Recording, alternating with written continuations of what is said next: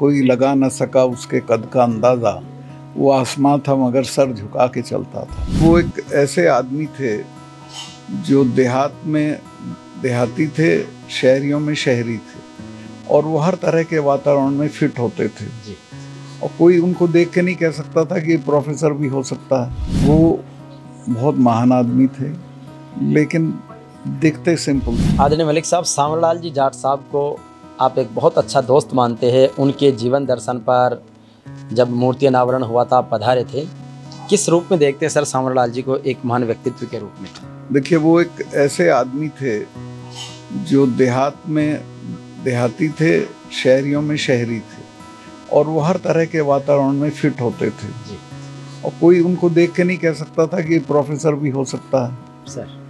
लेकिन खेती के मामलों में भी उनकी वही पकड़ थी जो किसी किसान नेता की होती है सर। एक बार का मैंने प्रकरण उनके उस फंक्शन में भी जिक्र किया था। मैं बीजेपी का घोषणा पत्र लिख रहा था जिसमें कृषि वाला हिस्सा मुझे लिखना था जी। तो मैंने उनको फ़ोन किया कि सांवरलाल जी, मेरा मन करता है कि मैं इसमें ये लिख दूं कि हम आए सरकार में तो हम उसको लागू करेंगे एमएसपी को जी। लेकिन मुझे पता कि ये लागू नहीं करेंगे। तो सांवरलाल जी ने कहा कि सतपाल भाई, ये कलम रोज़ नहीं मिलती है, लिख दो, मनवा तो हम लेंगे सड़क पे बैठ के। तो इस तरह का आदमी था, जुझारू थे, संघर्षशील थे, और टू द हिल्ट ईमानदार थे जी। तो बहुत बड़ी बात है कि उनका जो व्यक्तित्व है वो सर। और सांवरलाल जी से आपका संपर्क कब से रहा और किस रूप में रहा?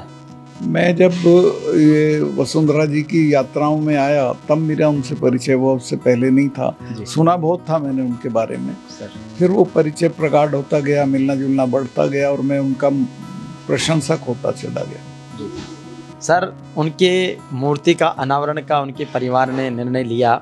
बहुत से लोग थे उस समय, लेकिन आपको ही उस मूर्ति के अनावरण के लिए चुना गया एज ए चीफ गेस्ट के रूप में। कितना गौरव मानते हो एक महापुरुष की, आपके दोस्त की उस मूर्ति का अनावरण करने की वो भावुक पल? वो मैंने उसी वक्त कहा था कि मैं वाकई बहुत गौरवान्वित महसूस कर रहा हूँ, और मुझे अच्छा लगा कि मैंने उसका अनावरण किया जी।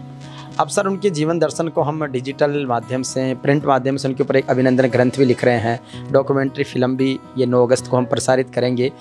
इसके लिए आपकी शुभकामनाएं। उसमें आप ये ज़रूर लिखिए सर कि वो बहुत महान आदमी थे, लेकिन दिखते सिंपल थे। उनके लिए एक शेर कहा जा सकता है कि कोई लगा न सका उसके कद का अंदाज़ा, वो आसमां था मगर सर झुका के चलता था। तो बहुत सिंपल थे, कोई दिखावा नहीं था किसी तरह का, लेकिन निष्ठा में अपने जो उसूल थे उन पे वो सख्त रहते थे बिल्कुल जी। तो निश्चित रूप से सांवरलाल जी का वाकई में जीवन दर्शन बहुत महान था, और सर जैसा कि उनके बहुत नज़दीक रहे हैं, राजस्थान में उनकी बहुत सारी यात्राएं, बहुत सारे कार्यक्रम उनके साथ रहे हैं। तो उनके जैसे महान व्यक्तित्व को पाकर, उनके बारे में लिखकर, समझकर हम भी अपने आप को गौरवान्वित महसूस करते हैं।